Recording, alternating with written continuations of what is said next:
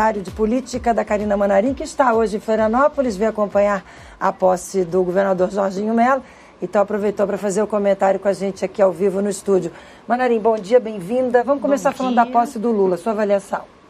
Então, Márcia, olha, palavras são fáceis, demonstrar em ação aquilo que se fala é um pouco mais difícil. E assim eu avalio o discurso do presidente Lula, que chorou ontem ao falar sobre desigualdade social no Brasil. Lula emocionou-se especificamente na parte que ele compara pessoas na fila à espera de um osso para poder se alimentar e pessoas na fila para comprar um jatinho. E com isso quer ilustrar um governo que, teoricamente, não se esforçou para reduzir a desigualdade social. Lula, que gosta de pegar carona em jatinhos de amigos e de se hospedar em hotéis de luxo, faz um discurso exagerado e com um certo ranço do governo que acusa de criminoso. Talvez fosse a hora de olhar para frente e colocar em prática seus próprios planos, justamente o que ele promete vão combater a desigualdade e erradicar a fome no Brasil. Ao mesmo tempo que diz ter a missão de unir o povo brasileiro e que vai governar para todos, o presidente faz um discurso que não deixa de atacar seu adversário e que não vai contribuir para essa intenção de união que ele mesmo anuncia. Apesar do discurso não tão feliz, a posse de Lula teve como ponto alto, a meu ver, a transmissão da faixa, que foi totalmente simbólica e aí sim teve a ver com a eleição em nome da inclusão e do governo para os mais pobres.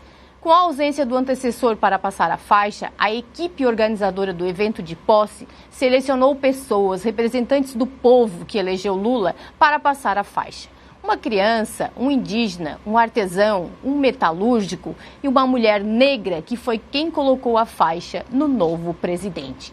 Em resumo, os organizadores do evento fizeram do limão uma bela limonada. Uma mulher negra, Aline Souza, 33 anos, catadora. De recicláveis. Filha e neta de mulheres catadoras. Foi realmente o povo entregando. Para mim foi o ponto alto. Altíssimo. Isso eu acho que foi bonito, acho que fizeram muito bonito, Márcia. O povo entregando a faixa. Vamos falar de Jorginho Mello? Sua avaliação para a posse do nosso novo governador. Olha, o governador Jorginho Mello teve a posse mais que prestigiada, né, com representantes de todos os poderes, deputados, senadores e representantes da sociedade em geral. Mello destacou sua vice, Marilisa Boen, como uma mulher guerreira e sinaliza que ela será protagonista em seu governo. A vice, aliás, foi aplaudida de pé na Assembleia ao ser anunciada. Jorginho não deixou de alfinetar indiretamente o ex-governador Moisés quando disse que pretende sair às ruas para ouvir as pessoas.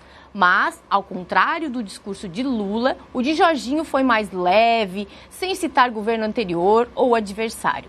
Ele só deixou no ar uma alfinetada e entendeu quem lembra que no início do governo de Moisés ele foi amplamente criticado por não sair do Palácio da Agronômica. Mello também colocou o time em campo com 23 jogadores empossados neste domingo. A partir daí, vai iniciar o projeto que prevê também uma reforma administrativa a ser enviada para a Assembleia Legislativa em fevereiro. Entre as pastas consideradas importantes, ainda faltam algumas para serem anunciadas. Entre elas, a da infraestrutura, menina dos olhos do MDB.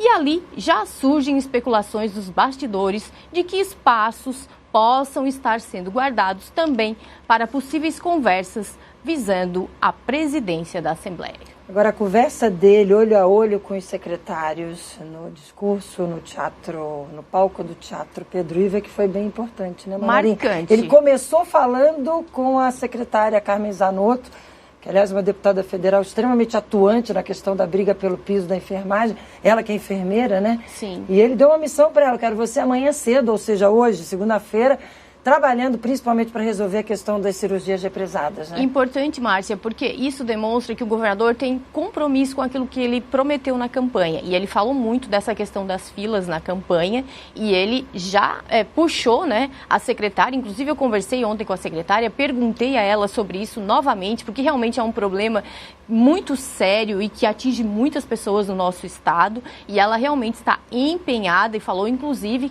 que pode envolver até hospitais particulares nesse mutirão que eles estão planejando. Então, o governador assumiu e delegou as funções e ele cobra dos secretários aquilo que ele prometeu em campanha. Isso é muito importante, inclusive porque o governador falou ontem em seu discurso que ele não tem vergonha de ser político e que ele se orgulha da classe política. E é isso que a classe política tem que fazer, né? Cumprir promessas. Porque quando fala em político, a primeira coisa, não acredito nas promessas de político.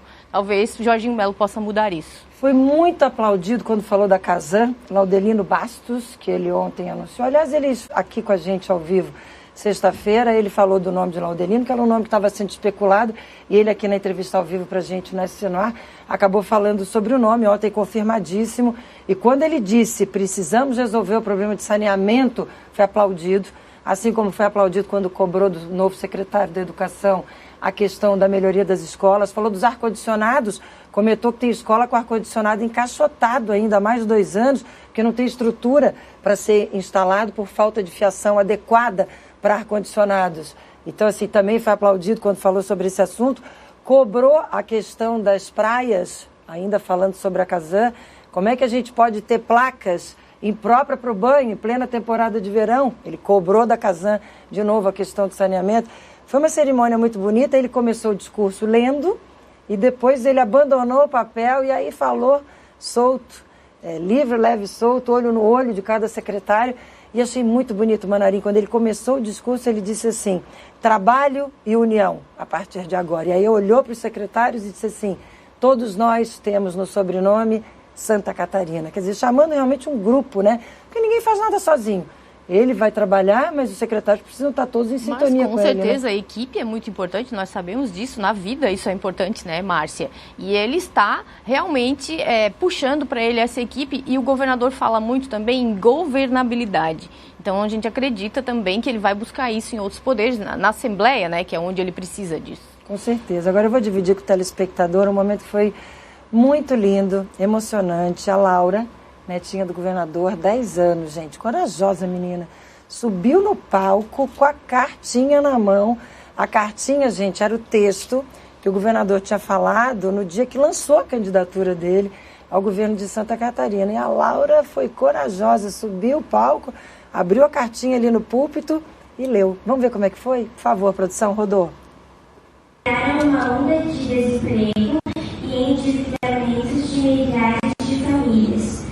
Eu criei o Pronamp, o programa que salvou 10 milhões de empregos no Brasil, 750 mil em Santa Catarina e 602 mil empresas. Essas são as minhas credenciais. Estou pronto para ser governador.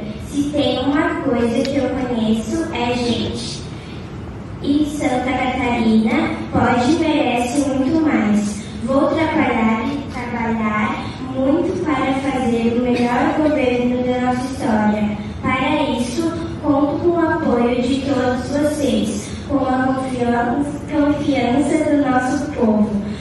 Vamos que vamos, juntos por Santa Catarina.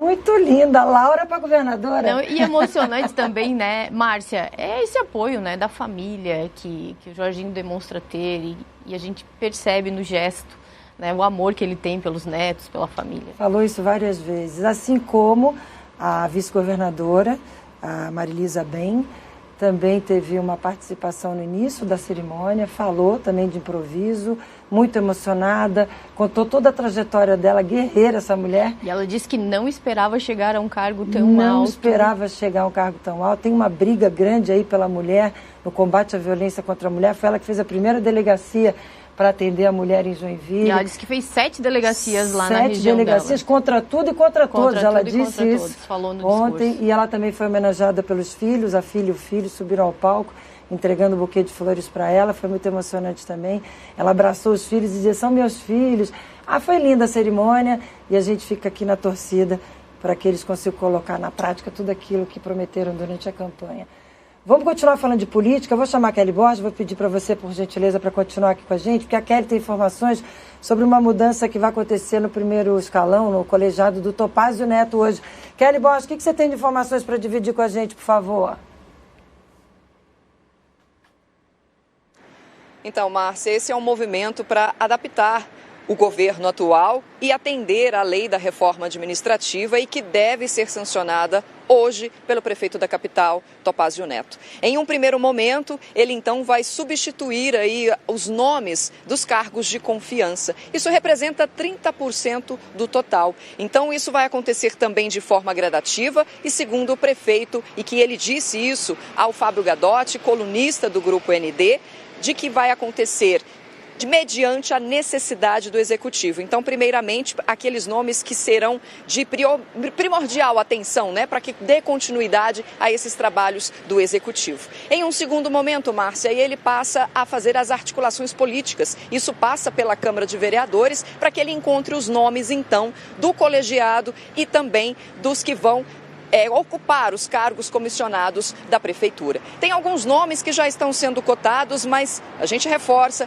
isso está na coluna do Grupo ND, do Fábio Gadotti, nada é oficial, mas existe sim uma especulação aí de que o ex-vereador, o Ed Pereira, por exemplo, ele estaria assumindo uma das pastas que é a da Secretaria de Turismo, que hoje é ocupada pelo Juliano Richter Pires. Além disso, também há a possibilidade de Roberto Catume, do PSD, que vai deixar a presidência do Legislativo, também assumir uma pasta da Secretaria. E outro nome aí que também surgiu a possibilidade de deixar a Secretaria de Infraestrutura é o nome de Walter Galina. Mas o prefeito Topázio Neto disse ao Fábio Gadotti que isso não vai acontecer nesse primeiro momento, que ele sim teria pedido para deixar a pasta, mas por motivos pessoais, e que ele acabou agora acordando que ele vai demorar um pouquinho mais para fazer isso. A gente volta com você aí no estúdio, Márcia. Valeu, Kelly. Obrigada pelas informações, obrigada pela participação. Manarim, é isso. O que você faz como avaliação dessas primeiras mudanças do prefeito Topázio? Bom, o prefeito, ontem até conversei com ele lá na posse, questionei mais sobre a questão do Jorginho Melo. Acho que ele está fazendo uma reforma que talvez seja necessária pelo que ele colocou e vamos aguardar aí, Márcia, se realmente vai ter todo esse xadrez. O Walter Galina realmente pediu para sair, e quando se pede para sair, o prefeito precisa substituir, claro, agora esperar o nome que ele vai buscar aí. Mas ontem ele me falou também que pretende buscar no governador Jorginho Melo algumas